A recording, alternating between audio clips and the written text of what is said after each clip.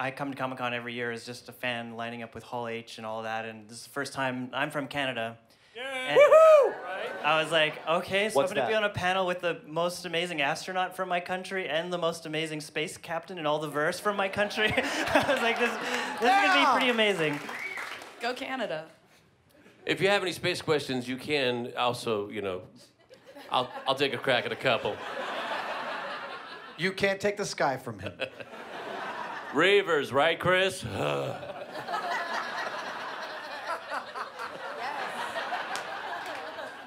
Oh, it's not going to get better than that.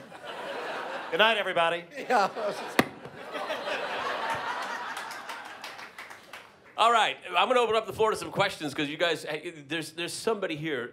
I know you want to know something about somebody at this, on the panel. Anybody? Anybody? Bueller? Right here in the front row. Hey, this is a question for our space people, not you, Nathan. Sorry. Understood. Real space Real people. space people. That's fair. I'm wondering, in your mind, what is our generation's moonshot, and what's it going to take to get there? I'm not sure that every generation should have a moonshot. I think doing something for the first time only happens once. And then after that, everybody wants to have a first landing on the moon every couple years, which doesn't work. And if we decided that our moonshot should be a Mars shot and we should have a first landing on Mars, I mean, things didn't go well after the first moon landing. I mean, the whole thing crumped, and the last 2 launches got canceled, and there was a huge lull before the. You know, you can't fly in space just for the entertainment value. It has to be part of a long-term program. And we left Earth 15 years ago. We got 3 people living up there right now, and the stuff we're learning on station is going to take us to a permanent base on the moon and eventually Mars. So I don't think moonshot is what you should be looking for. I think it's take the initial changes and then build on it to slowly explore. And eventually launch with a companion somewhere.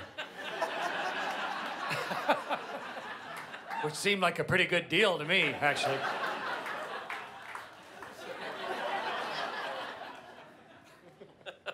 That's an excellent question. Nathan, you and I were talking backstage. If we were astronauts, we would start every conversation with, Yeah, well, when I was in space.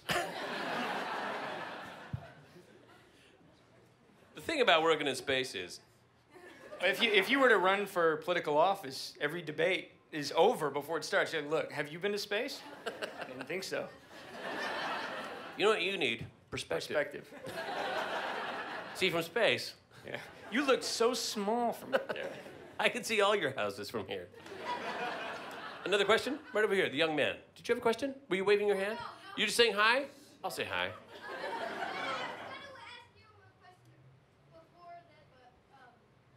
Oh, don't be shy. Knock it up. Nice work. Yeah.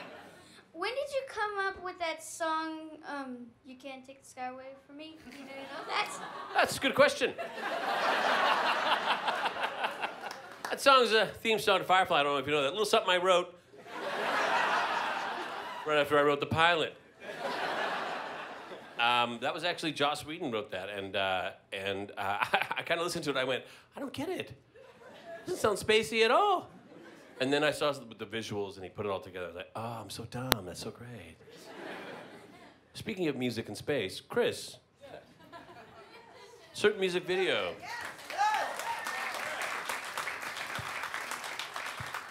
Yeah, there's a guitar up on the space station. Actually, I helped build a. Yeah, sounds bad. And on my first space flight, I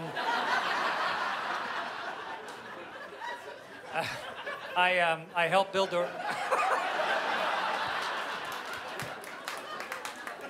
I helped build a Russian space station Mir on my first space flight, and there was an old guitar up on the Russian space station made in St. Petersburg. And I realized when I got up to Mir, that's a great idea, you know, because you're up there for months or years at a time, and you need not just the science, but you need the culture and all the other stuff that goes along with it. And so our psychiatrists at NASA learned from it, and they put a guitar up on the space station on one of the shuttle flights in August of 2001. And that guitar has been up there ever since. Then it gets played pretty much every day. And I wrote a bunch of music up there and recorded it, and have an album coming out next month. Get out! Yes. Oh, yeah, plug it. Songs from we space? say dropping. Yeah, well, it's just true. But I also, my son Evan convinced me to do that version of Space Oddity, which just, it went crazy. How Yeah, that it did. turned out. Yeah, it's been seen. I totally watched it. Yeah, Sing it right now. yeah, it's been seen like. We'll back you up. Come on, go 100 ahead. Think of all the backup vocals in Space Oddity. Anyway, yeah, it's been seen all over the place. But I think the interesting part of that is people that didn't even know there was a space station see it different as a result. And I was thinking about this earlier today. I was hugely inspired to actually fly in space by science fiction and Star Trek and 2001: A Space Odyssey. That's what opened up my whole mind to the thought that this could even happen. And then followed all the practical stuff to actually fly in space. So if me playing that song up there lets someone see what it's actually like on a spaceship and opens up their mind to think about it differently, to me that's a big win. So I'm glad it worked out. I'm glad we have that guitar up there in space. Can I ask him a question? Is it Please, okay? please. So when I visited, was hanging out with food people at Johnson Space Center a few years ago, they asked me to try to figure out how to get popcorn to the space station. The popcorn was this real big problem because everybody wanted it, and I was like, "Well, you microwave it." Well, we can't because the explosive bolts to the mirror are set up by magnetrons, so we can't do that, and you can't send it up already popped because it vibrates into little bitty bits of dust. Did you guys ever get your popcorn? Yeah, popcorn balls. We bring up, have you seen those that are glued together like a ball? So that's the Trouble is, answer. when you bite into it, you know, all that little popcorn dust, then it goes everywhere and it's in your eyes and floats all over. So you get over one of the vents that has a nice tight filter on it, you lean over the vent, and you eat your popcorn ball, and then you vacuum it up when you're done. You have literally Science! solved every first world problem. Better living through vacuums. That's not even a first world problem, is it? I don't know what other world. Well, when you're up there with nothing but some smelly guys and a guitar, that's a big deal. That's what I was gonna. Okay, I heard from a guy with a mohawk who happens to be sitting 2 seats down from me, that the space station actually smells really bad. Yeah? No? Confirm? Because like, there's no vents. The space shuttle smelled really bad. Space shuttle smelled because it was little and had 7 people, no bathing facilities, no sink. And you could stay up there for 2 weeks. So it was like 7 people in a camper van for 2 weeks with your toilets in there with you. So it was not great. But the space station, I was there for half a year, and you never once smelled another person at all. Never, none. It was, you know, if you go into a toilet just after someone else used the toilet. Go on. Yeah, you know. Sometimes it's like, don't go in there for a few. On the space station, you never had, you could go in right after somebody else. No smell, never, ever. It worked out really well. Why? Even if they'd had a popcorn ball. Even, yeah, so to speak. But was the Yeah. thing that attaches to you still warm? What I You love, were lucky, yes. What I love about this entire conversation is that it looks like the best candidates for living in space are total stoners. You've got guitars, snack food, and it smells awful.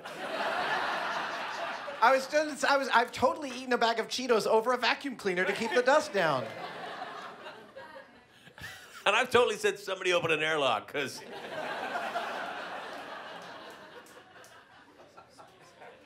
Another question? Please, right here. Young lady, yes, you. Adam, I loved the lead balloon episode. That's still my favorite. But my question is actually for Chris. Guys, we're on a panel with an astronaut. We get it. He's an astronaut. I watched so many of your videos of wringing the towel out with water and seeing the water. And it was awesome. But my question is, what was your recovery time, and what was the recovery like when you came back to Earth after being up there so long? So we have a choice of trying to make gravity on the spaceship or not, right? And you can't control gravity. All you could do is spin it or something like in 2001 or, you know, some ideas. But to spin a spaceship is so mechanically complex. And, you know, how do you point your antennas, and how do you steer, and what if the spinning parts don't work, and all the metal you need? So we have decided it's not worth spinning your spaceship so far. We'll live without gravity.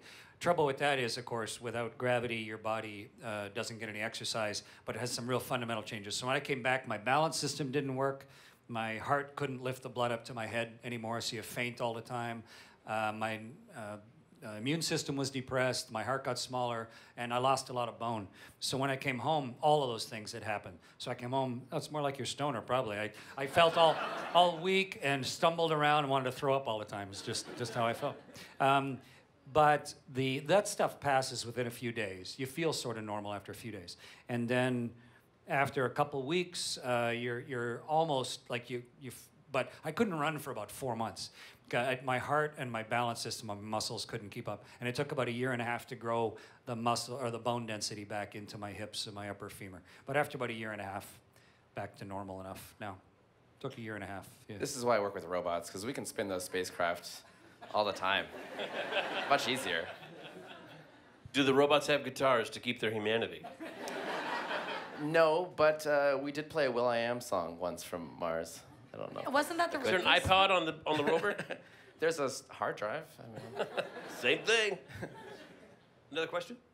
Please. My question is for Alton. You're involved. Well, thank God, finally. Because I got to tell you right now, I'm never doing a panel with a freaking astronaut ever again. It's just so interesting. Go ahead. And please take your time, would you? She's going to ask you what you think about If you were Chris Hadfield... Can I introduce her to him? Can we send him back to space? Go ahead. You've been involved with so many food and TV and all these successful shows. So my question is, why do you think that food and television is becoming increasingly popular? And how do you keep creative and innovative with that? Okay, so the first answer is easy. I think the second one's harder. So your question was why? Why essentially when, say, 20 years ago, there were just a few cooking shows, mostly starring Julia Child and funny French guys, why all of a sudden it's become an entire industry? I believe, because I've thought about this a lot and trying to plot my own trajectory, that's an astronaut kind of term, that in this day and age, with society being very fractured, the internet changed everything for the way we communicate with each other, the way that we socialize with each other. We actually have very little culturally in common with each other anymore, or we don't really identify it. However, you talk to anthropologists, and they'll tell you there are two things that all people groups on Earth want to do in a group situation. Doesn't matter how cosmopolitan or how remote they are. They want to laugh in a group, and they want to eat in a group. So I believe that as we become more fractured as a society, we need food to hold us all together as a peoples, because we all got to eat. Even occasionally New York supermodels must take in calories or they will die. And it connects us to each other, it connects us to our heritage, connects us to our families. We crave that. We crave that tangible connectivity. As for your second question about keeping creativity going, for me, it's just a matter of looking around. I mean, I steal vast amounts from popular culture in my own work. So it's just simply a matter of tuning in your receptors and just kind of watching everything that's going on. Other than that, I have absolutely no freaking idea. Thank you for that very astute series of questions. You, sir, please. Hello. I just wanted to ask about robot sports, robot fighting, robotics. Like battle bots, maybe. Exactly. Just in general, just what do you guys think? I feel like this is the best. I'm for it. Yeah. When my robots fight, I give them timeouts. It's very Northern California of you, though, isn't it? I place bets on mine. I mean, obviously, Bobak and I are on the new BattleBots. What? Please watch it. 9 p.m. Please. ABC, Sunday nights. Okay. But one of the things that I really appreciate that ABC is doing with the show is that they want robot combat to be seen as an actual sport. And their point to that being that, you watch sports today, and there's so much controversy about concussions in the NFL or athletes getting seriously injured and ending their careers, and you can watch robot combat and you still get all the same thrill out of it, and you don't have to worry about anyone actually getting hurt, which is pretty awesome. And it's something you can watch. Are you saying that robots don't have feelings, or they Well, can't feel? they don't, maybe they get emotionally hurt. But yeah, so I'm hoping that robot combat is something that becomes bigger and bigger because of that, because it still gives us that thrill of competition without actually people getting injured for it. What, Can I add something to that? Because this just made me think, this is really fascinating, I think, because this is the way that modern warfare is going in a lot of ways too, right? You can keep a soldier out of combat, you can have a drone, but the drone may just be killing another drone, may be killing it. So we are increasingly moving to keeping soldiers out of combat, which is a very, debatable military direction. But the point is, we're seeing that reflected in sports now and, in national defense. And I don't know. I think there's something to be. This guy could probably. I want to make a point though that I think giving a gun to a robot is the stupidest idea possible. There is nothing worse than giving a gun to a robot, because the first thing he's gonna be like, boom. Then he's gonna go for coffee. But what's really I've always been really fascinated about is like it's always been very obvious when you go to war in the past, because if one of our planes is flying somewhere and another country's plane comes and blows it up and a pilot dies, it's like, okay, we're going to war, they're attacking us. But if like another country's drone blows up your drone, like, is that now going to war?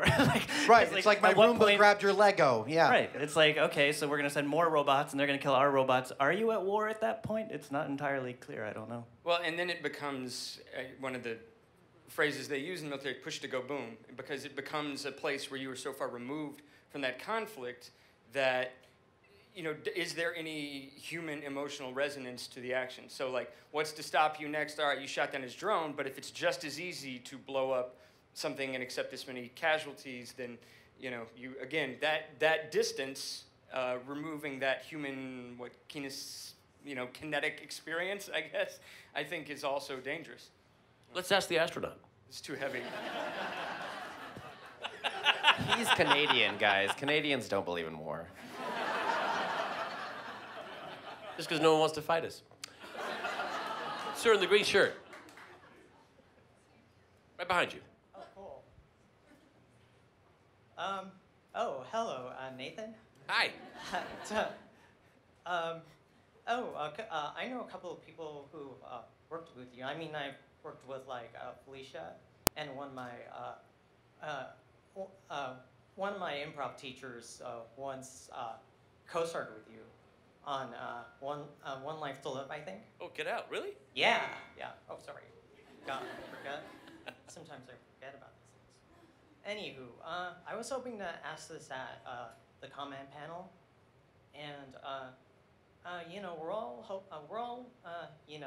doing what we do for genuine reasons. Now, when you I guess come into contact with someone you really admire, do you just lose it? Even though that's when you met me earlier. Even though that's breaking professional protocol, Do I fan out? Do I geek out? Do I nerd out? Yeah. I totally do. Yeah. Yep. Did you not see what I did when I sat down next to an astronaut? Or Will Wheaton. Or Will Wheaton, yeah. That's all I do at Comic-Con is freak out about the people I'm around. And then somehow they still talk to me afterwards. I don't know why. Yeah, absolutely. I was going to be a high school teacher in Edmonton, Alberta, Canada, and now I'm here hanging out with these guys. I'm nerding out constantly all the time. Side story, Chris. Last time I spoke to you, it was long distance. You were actually on the space station. I got a call from the ISS. We arranged this, and he didn't know who he was calling. He's like, "Who is this?" I'm nerding out. It was great. Another question, please. Hi, sweetie. Hi, everybody. Oh my goodness, you're all wonderful. Right, we're nerding out! So my question's for all of you, and since this is Nerds of Pop Culture, I was wondering, what's your favorite part about being a nerd in pop culture? I particularly love coming here to Comic-Con. I was just driving here in one of the golf carts and looking at people, and the costumes that really, really invigorate me are the ones I don't understand at all. And it's like someone who's wearing all purple, but with an 8.5 by 11 sheet of paper taped to their chest. Like they thought about it, and I have no idea what they're going for. And yet what they're thinking is, I'm going to let my freak flag fly totally. And so what I love about the nerd culture is I look at myself, and I think all of us up here do, as kind of permission machines. It's like, yeah, you know, being nerdy is giving in to the thing that you can't not do. And I love coming here because it's like an entire city filled with people doing exactly that. Yeah, I've always been, like I said, I've came to Comic-Con many times as a fan. And for me, what was really powerful about it the first time that I came was, like, I'm not really, you know, I'm a white guy, I'm not religious, I'm not really a part of any kind of group, and had never really experienced being part of a group until I came to Comic-Con, and it was really like this moment of, even though I might not be into the same weird piece of square thing on your shirt as you are, or whatever show you're into, like every line that you are in, waiting with someone, you can just instantly start talking to them next to you because you're all part of the same kind of celebration, and you're all just so excited for everything, and I'm excited for whatever you're into, and you're just like instantly able to talk with everyone. Even on the, you know, I was staying way out of town, coming in on the train every day, and you know, there's an avatar standing there, and she's talking to Superman, and they're all just like talking about, you know, Firefly, and it's just like, and you're just like, yes, this is my people, this is amazing. Like, I would come here every year, and that's been kind of my favorite part of being a nerd, is finally finding a place like this where everyone can just celebrate it and accept it, and that's kind of the common thing that binds all of us, which I've always loved. Claire. I mean, I feel the same way. I always felt like I didn't have a lot of friends who shared the same interests that I did, and I moved out here and I started going Comic-Con, and I started finding more and more friends that had the same interests that I do, and it's really nice to be around people that don't judge you, that instead celebrate the same things that you celebrate. It's nice. Anyone else?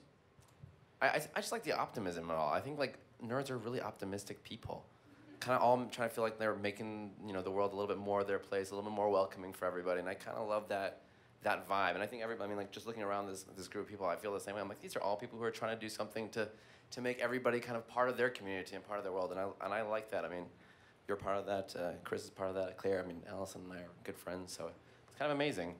That's a great word, optimistic. I love that. One of the other awesome secret things is that because you're a professional nerd, you get to write off on your taxes all the nerd stuff that you Yes! It's like, you go to the movies, oh, that's a business expense. You buy a toy, yep. Now, all that eBay surfing, deductible, like, every bit of it. That's research, I'm sorry.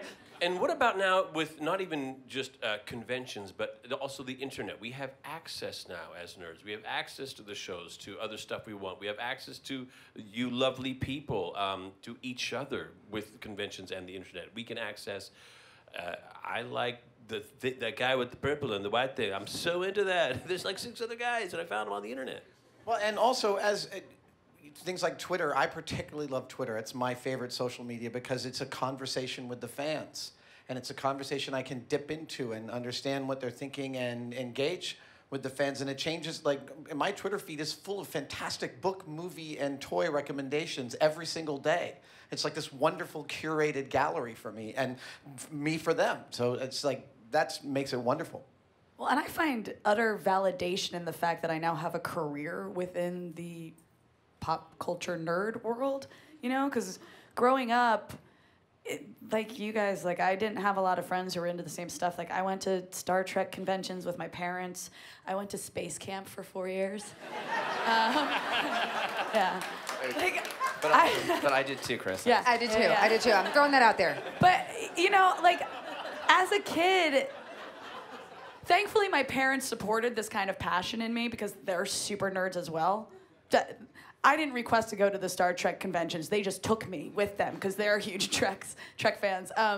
But, you know, you grow up in this and you kind of don't find your place. And now all of a sudden, the entire reason I have a career is because I loved this stuff so much as a kid.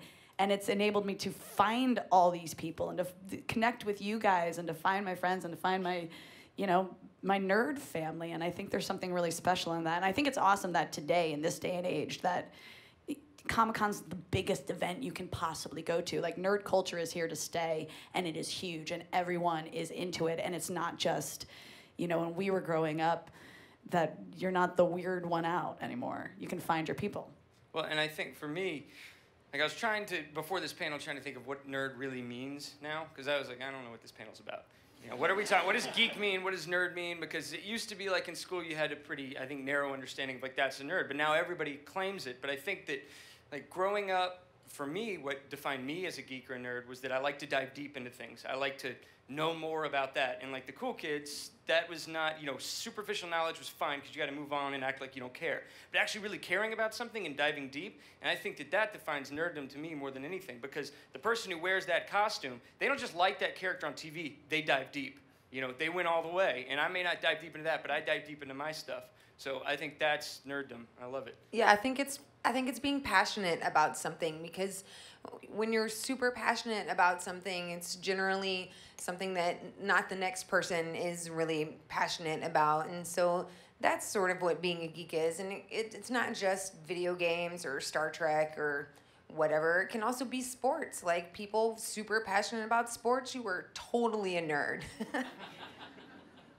When you memorize the stats? Yeah. Yes. I'm just wondering if there's ever a conversation with Allison and her parents. Like, no, you're going, and this is what you're wearing. Ferengi, Mom. No, I'm not joking. My parents would have, like at every season finale of the show, they would have a party with all of their other Star Trek fan friends, and they would dress me up as a little red shirt and ensign, and I would pass hors d'oeuvres when I was like 8 or 9. And at the end of the episode, you die. That's amazing. No, I had to go to bed. Oh, right. Same as dying. Couldn't stay up for the party. We actually made a cake shaped like the insignia for the series finale. How'd it taste? I'm sure it was delicious, but I was very young. See, I want to dive deep. Another, right here, please, the blue. Wonderful Haku shirt. Hi, this question is for everyone. Well, first of all, thank you for donating your time. I know all of us here are happy to give our money to Operation Smile. If you could trade careers with anyone else on the panel, except for astronaut, whose career would you want? Wait, with anyone on the panel? I would trade with him. Because he can make anything. I make pie, you know? And I can cook a really good steak. He can like make a steak out of things that I can't pronounce. So I'll take his life. I would trade with Alton because he makes pie, and I'm in. My pie is freaking awesome. I would definitely trade with Nathan. I think seeing how much fun it seems like he has with all of his friends that are all these other people I adore, and they all just hanging out making cool stuff. I was like, I mean, that's what I do with my friends, but all his friends are amazing people, so I just switcheroo, and then they'd all be my friends, and then that would be great. I really like NASA. I'd trade with Bobak. I think that Bobak has a really cool job, and he just gets to go and hang out with scientists and smart people all the time and do something that's beneficial for our entire planet. So that's what I would do. Thank you. I would trade with Nathan because he wears cool costumes. And I would love to know how to direct, how to take an idea that isn't anything concrete. There's no structure to it. You're taking someone's idea and you're going to turn it into some sort of product that other people understand in a whole new way. That's a whole different type of thinking to me, and I would love to learn how that works inside your head. So the astronaut just said he wants to trade with me? Did that just happen? Make that movie. Yeah, okay, we gotta shake on this, right? Remember, Looks like that Freaky includes Friday is stumbling happening around right and now. wanting to vomit for a year. Yeah. I can't because nobody else wants to be a writer. So I'm stuck. But I think I'd go with food.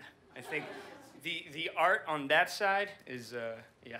Well, the thing about being a food geek is that you get laid more than any other kind of geek. Definitely Because trading places the with you. way to a woman's heart. Are you sure? The way to a realize it woman's was a heart contest. still is the stomach. The way to the woman's heart is the stomach. And so if you can conquer that one, you know, I'm just saying. So I guess I'd trade with you then. Yeah, well. I just want to ask real quick. Did you say, are you sure? Yeah, I was looking at Nathan, though. Before we move on, Zach, directing. I'm totally into zombies. You're directing a movie. Dead Rising. That's right. I just finished directing the Dead Rising film, which is based on a really popular video game, which was incredibly fun to be able to play the video game like crazy, writing down every time you do something in the video game, and you're like, oh, we could do that in the movie.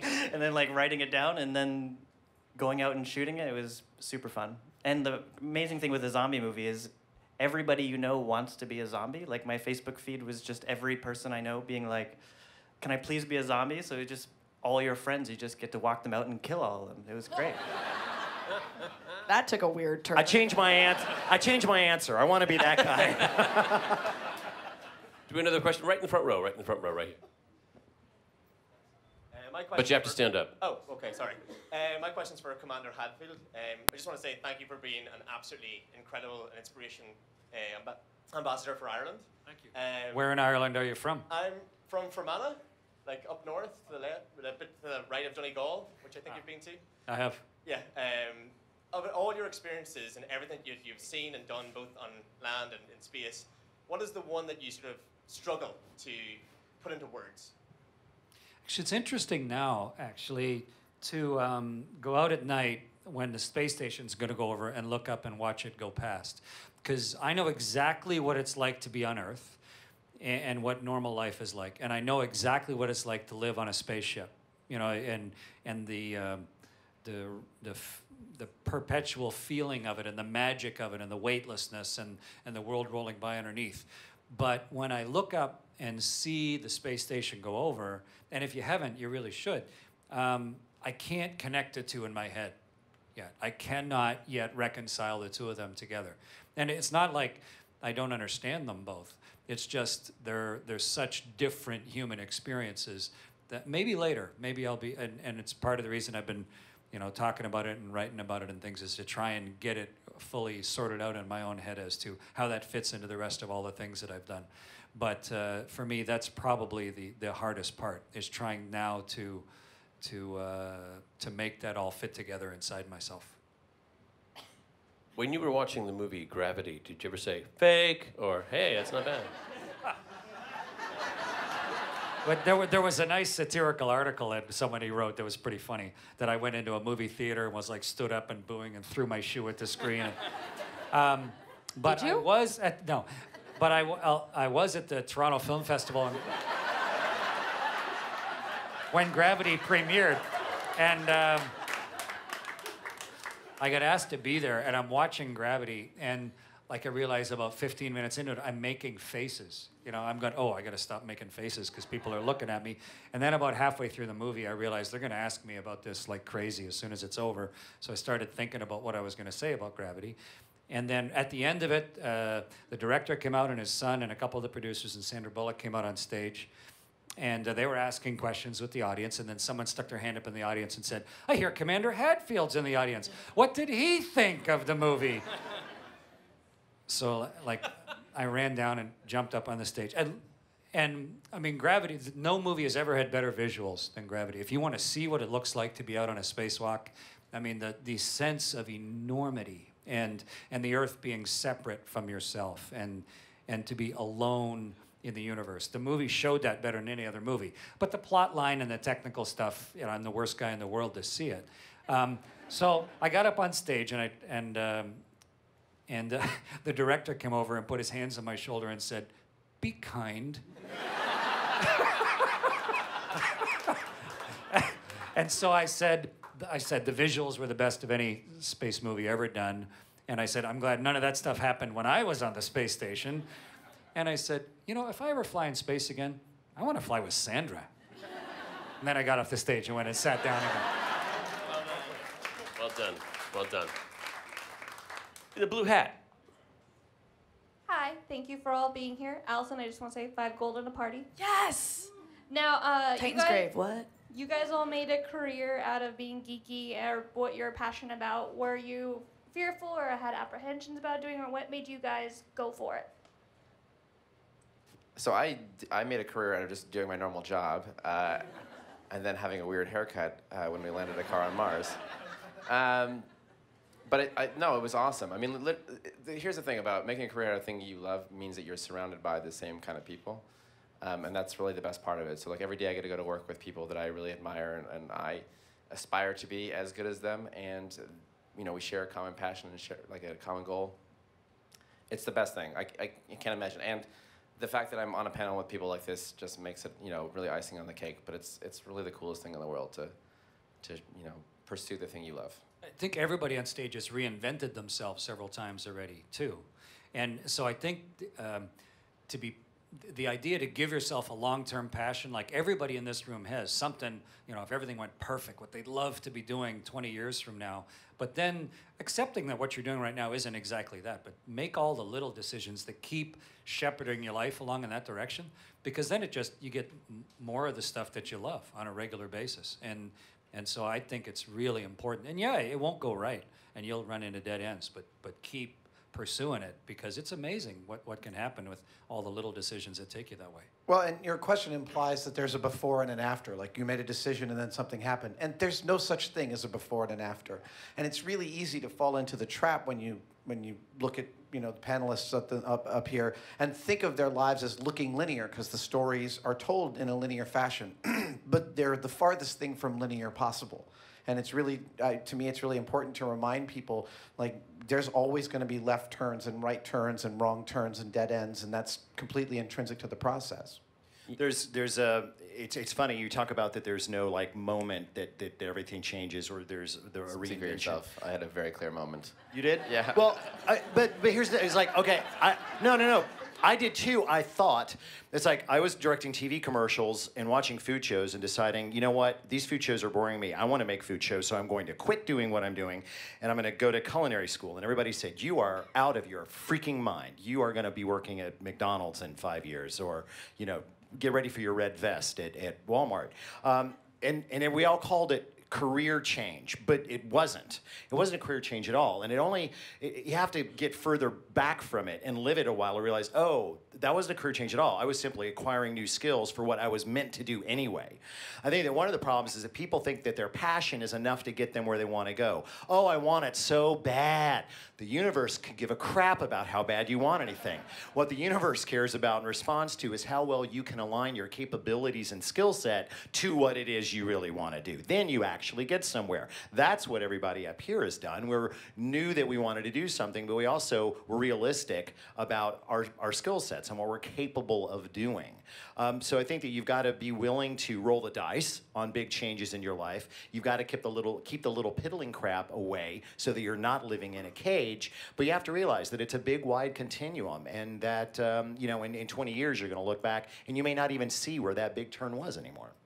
Yeah, one of the things that I've been surprised by as I've managed to get successes that I only dreamed of a few years ago is how difficult it is the whole time. I think you often think there's like a breaking in moment, and then you get through that door and there's just like gummy drops and everyone's there and you just get to do whatever you want, and that doesn't exist. And it's like this huge struggle the entire time. And the thing that I've been trying to deal with the most is, I think with driven people, you really want something. You want to achieve making a movie or getting to the space station or whatever it is. You have this goal that is your driven thing. And it's really difficult to not say to yourself, okay, I'm not enjoying what I'm doing right now, but I'm going to be happy when I get that. Because what happens is you get that, and you're maybe happy for 5 minutes, and then there's something else that you want. And you've spent 95% of your time like not being happy with where you are now, and kind of putting your happiness at a moment in the future. And so what I've been really working on is just trying to really enjoy the process of getting to that point, because that's most of your life. And as soon as you get there, there's going to be something else you want to achieve. I'm sure Steven Spielberg is still, there's something he wants to achieve, and he's struggling to try and get there. And so... No, he's pretty much good. All right, there's one guy. But it's hard to really be appreciative of all the little steps and all the things that go wrong. And a friend of mine just told me this saying last week. He's saying, these are the good old days. And trying to remind yourself of kind of like that moment of of trying to get something made is actually all the work. And so that is actually you doing what you want to be doing. And trying to remind yourself all that time is very difficult, but it's important when you're a driven person to kind of celebrate all of the missteps and all of the like kind of struggles to get there. Somebody took a grease pencil on the inside of the space station and wrote on the wall, there's nothing more important than what you're doing right now.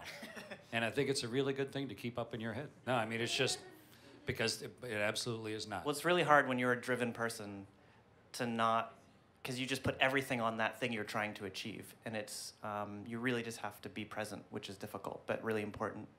Well, and your question too kind of implies, I think this is speaking to Adam's point a little bit, that there is confidence at any point along the way.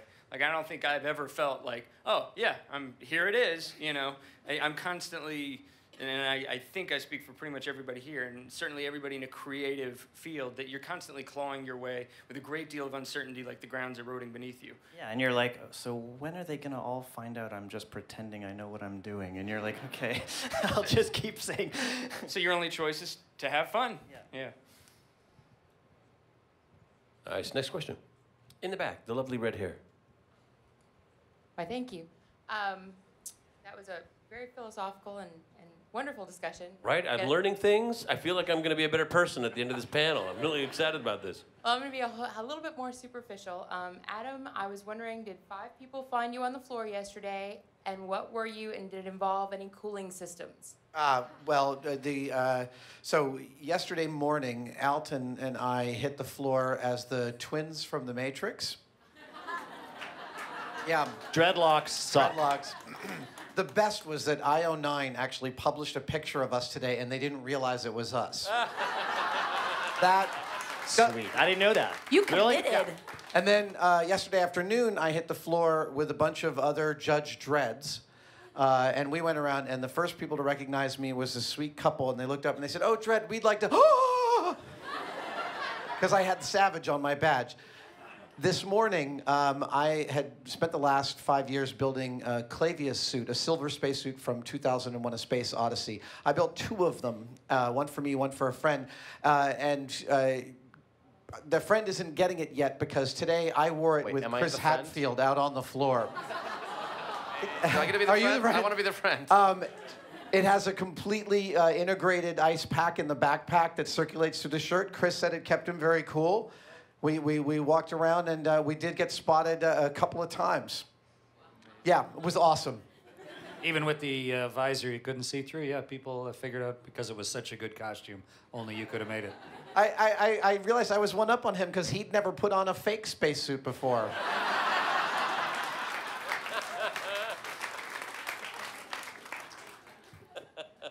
Another question. We have time for a couple more. Right here, gentlemen. So, growing up in the 80s and being a nerd in the 80s, part of the club was that you were something unique, something small, something like you said, there weren't many of you, so that was nice. So as nerd culture's expanded and as nerd culture's grown, especially as it comes into contact with some of the negative sides of what nerd culture had come to be and come to be known as, or that insular thing. What are you guys' thoughts on the expansion of nerd culture, especially as it comes into conflict with some of the cultural values that are pushing into it on the outside? Well, we just keep having to weed out the misogynists. That seems like a pretty good starting policy as far as I'm concerned. Wow, that killed it. Still killing it. Anyone have anything to add? Nothing? The question was, how do we feel about it growing so much? The changes. What are your opinions on the changes? I mean, I think it's awesome that so many people are embracing this. I was commenting just at this Comic-Con alone. I feel like there's way more families here than there normally are. People with their babies and things like that. And I love that embracing anything nerdy has become a family trip. You know, that it's something you share with just your family. It's not something that you go and you find your, 4 other friends and you play Dungeons and Dragons. It's something you can embrace with your entire family. And I guess as someone who was lucky enough to grow up in a family like that, it's really cool to see it spreading. And I say the more the merrier, man. Yeah, I think the only thing for me that I totally agree with Allison. I think it's also awesome because so many people in the community are creators and creative people, and to see that expand, it's really great. The only thing that scares me a little is there's sometimes this culture of like, no, this is my thing and you can't have it. And I don't want to see that happen. And I think if we actually stay true to our real values of this is a community and we welcome people in the community, we're good. This is the right way to appreciate culture. Nerd is no longer niche. I like that. Should be on a shirt. You But just I write want it to be in a yours. nerd niche. Another question? Young lady right here, another red hair. We'll give you a microphone right there. Since several of you have backgrounds in the hard sciences, what is your favorite science fiction? What kind of drew you into the pop culture side of it? Is there a certain movie or TV series or something that that you look back on fondly? Sure. I mean, Star Trek, for me, the optimism of the show and the fact that it represented a better humanity made me want to work towards creating that itself. And then Arthur C. Clarke, just because he did such an incredible job of marrying real science and science fiction. What really inspired me was Jules Verne, Mysterious Island, actually, which was pitting people that had a scientific background, but putting them in an entirely new environment, and then having to invent and create and use what was there in order to build an ability to live successfully. To me, that was just the essence of human adventure, and it inspired me as a young kid. Michael Crichton for me. Mine was Isaac Asimov, for sure. I mean, I loved Star Wars, and I was also really into Kurt Vonnegut books. So I mean, I didn't pick a career in science, but it definitely, those things helped me fall more into the geek world. Yeah, for me it was Star Trek TNG. That was pretty much and just had that on all the time. The other kind of fundamental movie for me was Jurassic Park, because I was taken to it when I was 10 years old, having only ever seen children's movies, sitting like terrified. Like my mom had no idea what it was, and I was really that moment where you think everything is real, and I was screaming and covering my eyes and had nightmares. But I remember into the second act, once they're past the fence, and I remember realizing, oh my God, I'm alive. Like this movie hasn't killed me. And then that moment of like, oh, I hope I didn't miss the dinosaurs, and being really, really like excited. And then the kitchen scene and everything at the end was actually watch that. And then that, from that moment on, wanted to make movies and kind of remade that scene over and over and over again in most of my films. But that was really cool at that moment, actually in the middle of the film, realizing what movies were, that they weren't real and that it had that effect. So that was kind of my pivotal movie. I saw Jurassic Park in the theater 4 times. 4 times, and that was, in 1994, when people didn't really do that all that much. 4 times! You were and my such a dad nerd. bought it for me the day it came out on VHS. VHS. And I was homesick from school with the flu, and I watched it every single day. No, I had already been homesick, and he brought it home as a present for me. And then I watched it every single day for a week. That's how much I loved that movie. I used to take the chocolate, the Turtles chocolates, those ones? I'd flip the canister over, the plastic tin, and I'd push those things like buttons and pretend I was on Star Trek. Anything I had to do took like 12 buttons. And then I had to turn it over and reset them all. You want me to open it again? You got it. And I also liked that they didn't have any schedules. Like there was no it's 8 a.m., you got to get up and this is what you have to do. It's like, let's go this way now. All right. Another one right at the back. Oh, you know what? I'm sorry. I take that back. I have to be that guy. I was having such a good time, you guys. I know. This was a wild panel. This got really deep and really wonderful for a while, didn't it? Thank you guys so much for being here. This has been absolutely wonderful. Thank you all.